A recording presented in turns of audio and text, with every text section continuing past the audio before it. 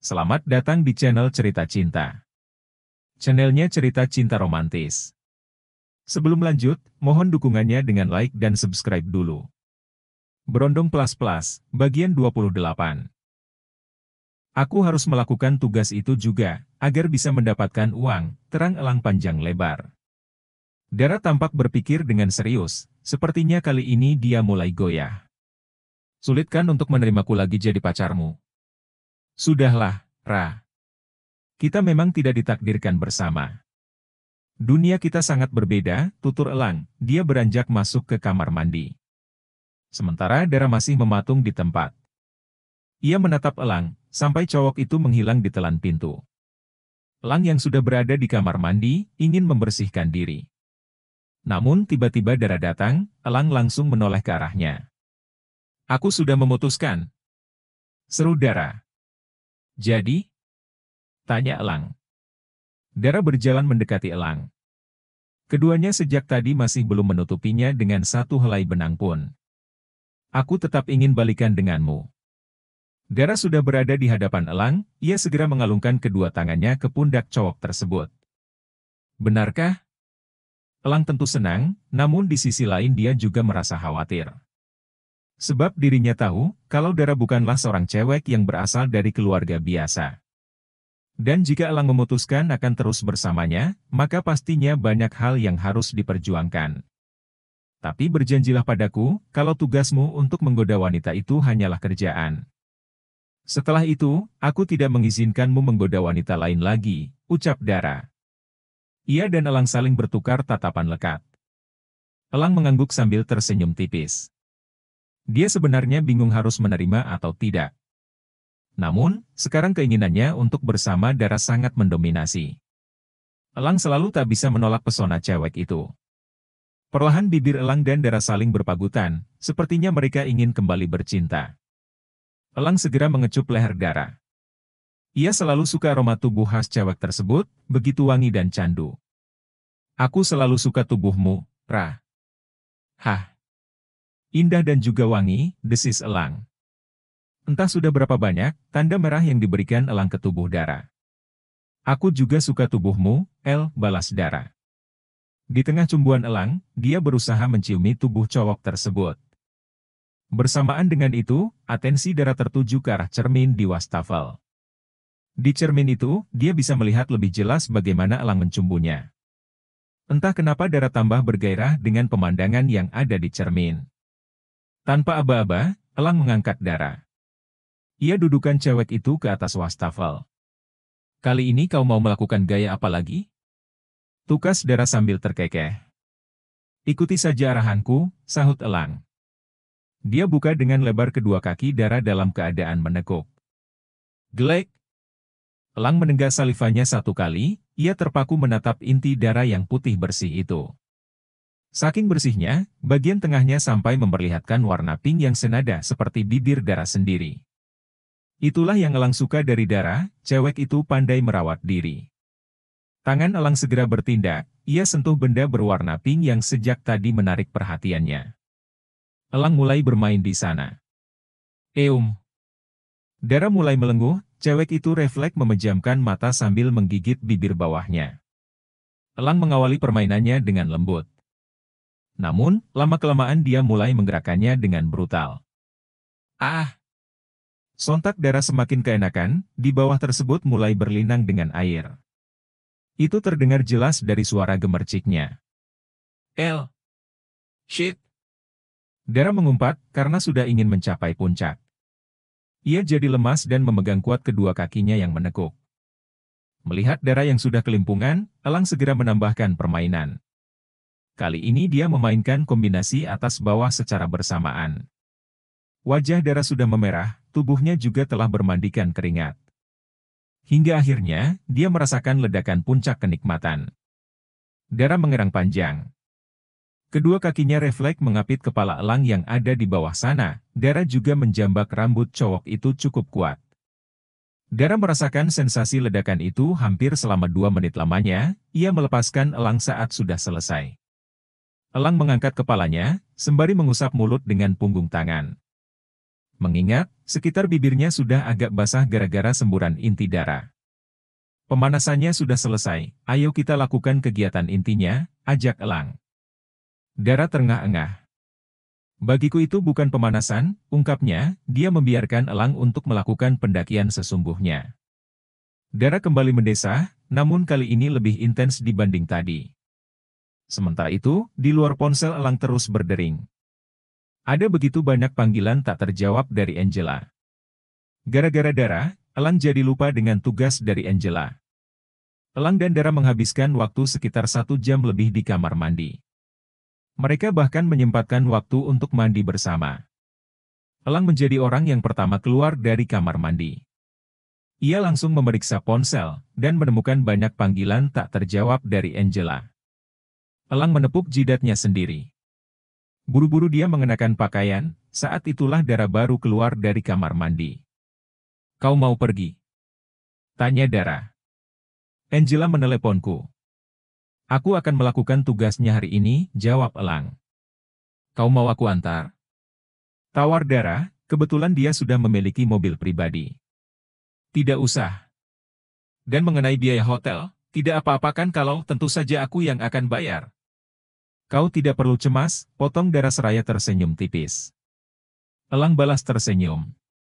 "Ya sudah, sampai jumpa," pamitnya. Lalu mengecup singkat bibir Dara. Setelah itu, Elang langsung beranjak pergi. Sambil melangkah, Elang bicara dengan Angela melalui telepon. "Kau kemana saja, sialan?" omel Angela. "Maaf. Tadi aku sibuk," sahut Elang. "Sibuk nyoblos lu?" geram Angel. Oke. Sudahlah, yang penting aku sudah ada kan. Sekarang di mana kita bertemu?" tanya Elang. "Beritahu aku di mana kau." "Aku akan ke sana," kata Angela. "Aku ada di Hotel Galaxy, aku akan menunggumu di depan." "Jadi ternyata benar, kau tadi sibuk nyodok." "Cepatlah." Elang mematikan ponsel lebih dulu, ia malas menanggapi ejekan Angela. Beberapa menit menunggu, Angela akhirnya datang. Elang segera naik ke mobil perempuan tersebut. Angela langsung menjelaskan semua rencananya pada Elang. "Nama mantanku adalah Riko Hamdani, sedangkan pacarnya adalah Devina Lestari. Aku ingin kau menggoda Devina agar dia berselingkuh dari Riko," jelas Angela. "Devina Lestari? Bukankah nama itu tidak asing?" tanggap Elang. "Memang dia adalah politikus terkenal yang sekarang duduk di kursi Dewan Rakyat." Maka itulah aku semakin membencinya," ungkap Angela. Mata Elang terbelalak, untuk pertama kalinya, dia merasa tidak percaya diri dalam hal menggoda wanita. "Kau tidak takut kan?" tukas Angela. "Setahuku Devina sekarang sedang naik daun, karena kebijakan dan kebaikan hatinya," sahut Elang. "Meski di penjara, dia tetap update berita dengan cara membaca di koran." "Ya, aku yakin itu hanya salah satu triknya, untuk menarik perhatian masyarakat." Angela menatap selintas ke arah Elang, cowok itu tampak berpikir keras. "Apa kau tak mau? Kalau begitu aku akan mengembalikanmu ke penjara," ancam Angela. "Siapa bilang aku tak mau? Aku hanya memikirkan, bagaimana cara mendekati Devina," balas Elang. "Aku sudah mencari tahu banyak hal. Kebetulan, Devina langganan dipijat oleh wanita paruh baya bernama Marni. Tadi malam aku sudah mengamankan Marni, jadi nanti kau akan bertugas menggantikannya," jelas Angela panjang lebar. "Kau apakan Marni? Kau tidak menghabisinya kan?" selidik Elang. "Kenapa kau penasaran dengan itu? Fokus saja dengan pekerjaanmu. Kebetulan malam ini adalah jadwal pijat mingguan Devina. Lalu apa yang kita lakukan sekarang? Aku ingin memberikanmu beberapa barang kebutuhan, ini adalah hal penting." "Oke." Angela membawa Elang pergi ke suatu tempat. Lokasi pertama yang didatanginya adalah pasar raya. Angela memberikan Elang pakaian baru dan juga parfum. Cukup lama menghabiskan waktu di pasar raya, Angela pergi ke apotek. "Kenapa kita ke sini?" selidik Elang. "Aku akan membeli obat parangsong," sahut Angela. "Apa? Aku rasa itu tidak perlu dilakukan. Aku cukup percaya diri bisa menggodanya, imbuh Elang. Padahal sebenarnya dia tidak begitu percaya diri. Hanya saja, Elang tidak suka semuanya terjadi karena obat parangsong. Jangan khawatir, aku membeli ini untuk plan B. Jadi kalau kau gagal dengan caramu, maka lakukanlah cara ini. Mengerti? Ucap Angela. Terserah kau. Elang membiarkan Angela membeli obat itu, ia memilih menunggu di mobil saja. Ponsel Elang mendadak berdering. Ia mendapat telepon dari Riley, Elang segera mengangkatnya. Kenapa? Tanya Elang. El. Ini aku Gusti. Aku baru saja mendapat telepon dari Widi. Seru Gusti dari seberang telepon. Pupil mata Elang membesar, saat mendengar nama Widi disebutkan. Benarkah? Dia ada di mana? Ujar Elang. Widi meneleponku, karena mengira kau masih di penjara. Sepertinya dia sedang berada dalam bahaya, terdengar dari suaranya yang ketakutan. Dia berusaha memberitahuku lokasi di mana dirinya. Namun sebelum menyebutkan, aku mendengar seorang lelaki datang dengan marah-marah. Setelah itu, teleponnya langsung mati, jelas Gusti panjang lebar. Aku rasa kita harus laporkan hilangnya Widi ke polisi, tambahnya. Tunggu dulu, jangan lapor polisi. Aku ingin mencoba meminta bantuan lain, kata Elang. Mau minta bantuan siapa? Gusti merasa tak habis pikir. Pokoknya tunggu saja, aku akan memberimu kabar. Elang mengakhiri panggilan, dia melihat Angela telah kembali. Perempuan itu segera memasuki mobil. Angela. Aku baru saja mendapat kabar kalau Widi telah muncul, cetus Elang. Widi? Bukankah dia cewek yang membawa kabur semua uangmu? Tebak Angela. Iya. Aku butuh bantuanmu untuk menemukannya. Kumohon. Pokoknya aku janji akan melakukan tugasmu dengan baik. Elang mencoba membujuk Angela. Angela melirik tajam Elang, ia tampak memakan sebungkus roti stroberi. Mulutnya tampak bergerak untuk mengunyah roti, ia tampak berpikir dalam sesaat. Oke. Berikan aku ponsel yang sudah mendapat telepon dari Widi, pinta Angela yang akhirnya bersedia membantu Elang. Aku akan memberikannya secepatnya padamu.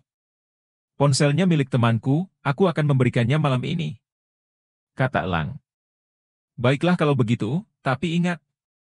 Kau tidak boleh gagal melakukan tugasku. Tegas Angela. Kau bisa pegang omonganku. Sahut Elang. Setelah itu, Elang dan Angela berpisah. Elang sendiri langsung pergi menemui Gusti untuk meminjam ponsel. Kau ingin meminjam ponsel? Bagaimana denganku? Gusti sepertinya keberatan meminjamkan ponselnya. Hanya sebentar saja, ini demi Widi. Teman kita. Elang sangat pandai dalam hal membujuk, terutama kepada orang seperti Gusti yang memiliki sikap tidak tegaan. Ya sudah, Gusti terpaksa meminjamkan ponselnya. Lalu kenapa tadi kau memakai ponsel Riley? Tanya Elang. Aku awalnya mencarimu ke penjara, karena itu aku menemui Riley. Dia menceritakan semuanya padaku. Jadi kau melakukan pekerjaan itu lagi? Ayolah, El. Kau harus mencoba mencari pekerjaan halal, lihatlah semua hartamu, itu semua ludes dengan cepat karena, Allah. Kau tidak tahu bagaimana sulitnya hidupku? Jadi jangan sok-sokan menasehati. Potong Elang yang segera pergi. Namun dia berhenti melangkah, dan kembali menoleh pada Gusti. Gus. Minta uang ongkos taksi.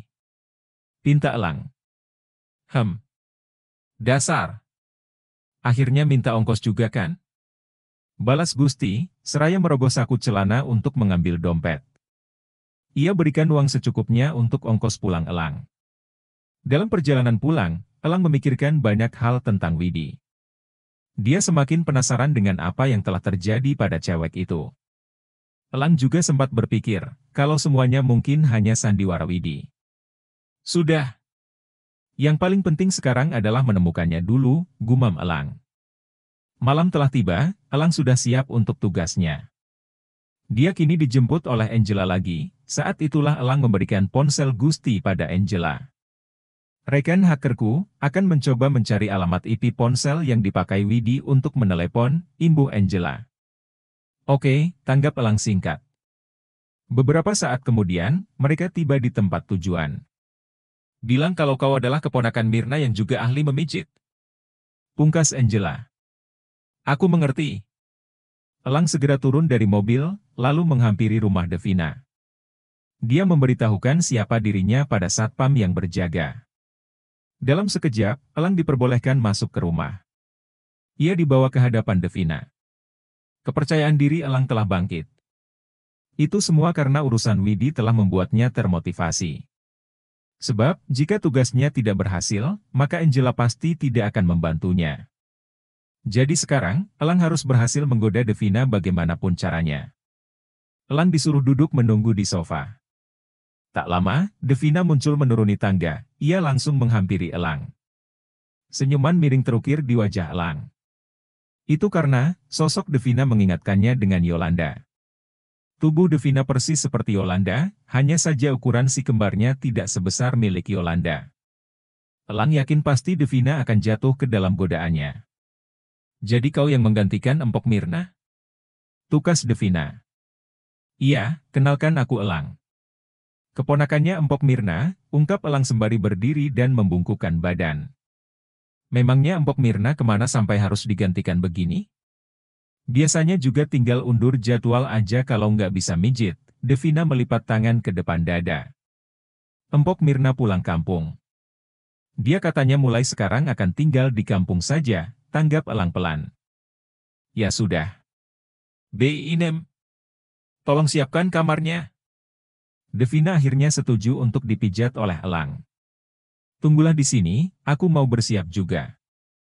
Nanti kalau sudah siap, Inem akan memanggilmu, ujar Devina sembari hendak beranjak. Bersamaan dengan itu, pintu terbuka. Seorang cewek muncul dari sana. Aku pulang, ucap cewek tersebut. Elang segera menoleh ke arahnya. Betapa terkejutnya elang, saat mengetahui kalau cewek itu adalah Katrin. Katrin? Aku nggak salah lihat kan? Elang sampai memejamkan mata berkali-kali untuk memastikan. Tetapi pada kenyataannya, cewek yang datang itu memang adalah Katrin. Bersambung.